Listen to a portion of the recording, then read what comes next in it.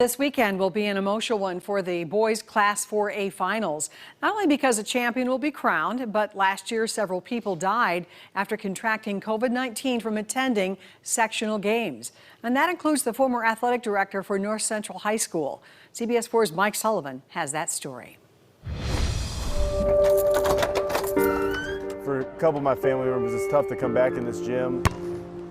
It just doesn't seem real. Like the clocks stand still, without one man's exuberant energy to power them. April 12th, won't ever forget it. I mean, The day North Central lost a legend. Michael Logan, his idol.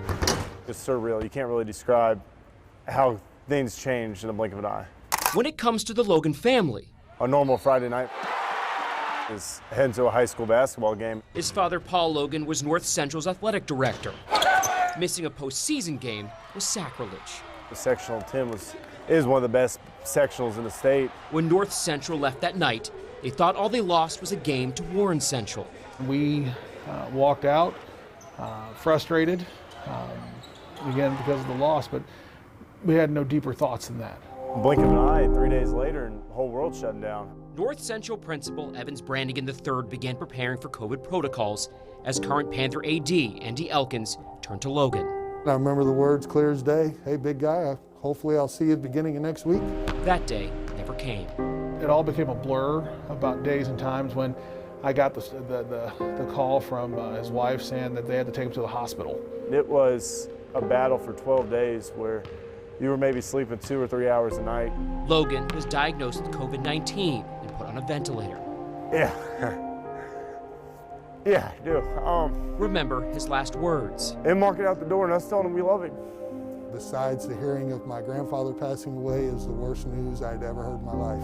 Paul Logan did not make it, and sadly, he was not alone. I had no idea that 10 people that were in that gym that night got COVID and then didn't recover from it. For Michael, the loss was unfathomable, Nothing really stopped him. nor his dedication to North Central. I've seen times where a Friday night football game ends and it's 11:30 at night and he's still sitting here waiting at the school waiting for kids to be picked up. Everything that you hear about him is true. He was that loved. Especially by Principal Brannigan. I expect Paul to come through that door. Hey, B. Only this basketball season, that voice was silent. There's a spot that Paul and I would sit in the corner, and we would talk the entire game. I can tell you his exact spots. I went to that location, I took a seat, and I looked up, and I was looking to see Paul coming at me, and it got me. Only there was a Logan on court.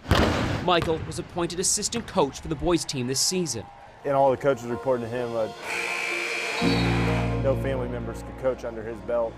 Perhaps one day he may even be a head coach. Or follow in his father's footsteps. As he would say, you gotta keep your head held high and keep going. And that's the guy I remember and who I strive to be.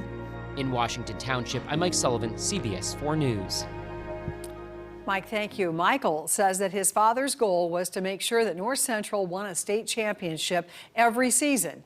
Unfortunately, his son's team lost to Lawrence Central in the sectionals. LC will play Carmel in the finals this weekend.